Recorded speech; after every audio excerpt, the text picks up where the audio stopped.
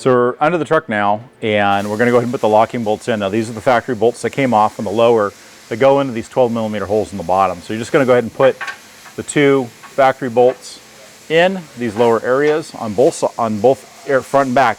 You're going to just get them started. Don't tighten them down, but go ahead and repeat it on the other side. So we're going to leave all the bolts loose until we have everything lined up, and then we'll go ahead and sink everything down. But for right now, these are just kind of loose, and we'll go ahead and put the ones on the other side. Just repeat it over there.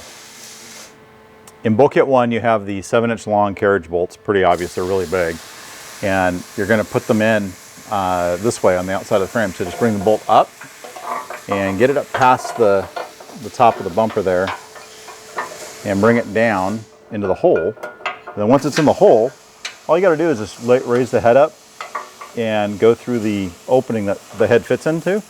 Rotate the bolt a little bit and it'll slide back into its spot.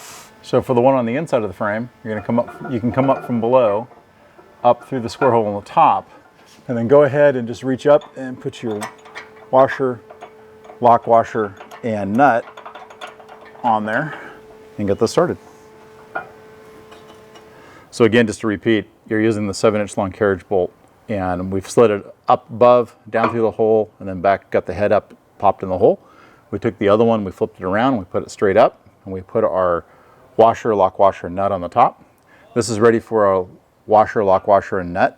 And then we're going to go ahead and repeat this right on the other side. So now we're going to put the side locking bolt in for the pull points. This is going to go through a window in the frame, and doing this blind here. So this window is right here, and the threaded point for the pull point is right there.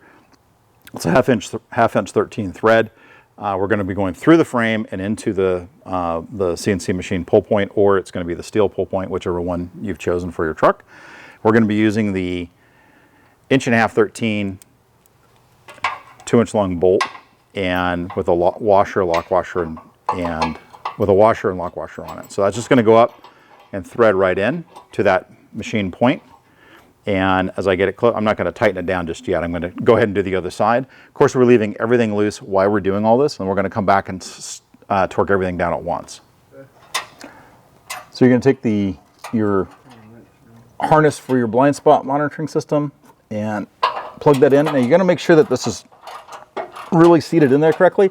You're going to think it's in, but it's not. This thing takes a lot of pressure to pop it in and get it to hold correctly. So if it's not seated, your sensors aren't going to work right, and that's the first thing you're going to test if your sensors are having any issues.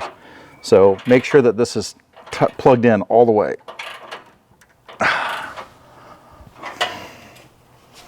So I've got this connector on. I felt the positive click. I heard it click as well. I can pull on it. It's on there nice and tight. The cable's wrapped and tucked up tight, so I know this is connected. I'm going to go ahead and repeat this on the other side. It's exactly the same on the other side, and the same thing. It's a really kind of a tough connector. You got to really put some muscle into it, but it does snap closed. Very important that if it doesn't fully click, there's a good chance your connections won't be there for your backup sensors. So again, that's the first thing you want to check if your backup sensors aren't happy.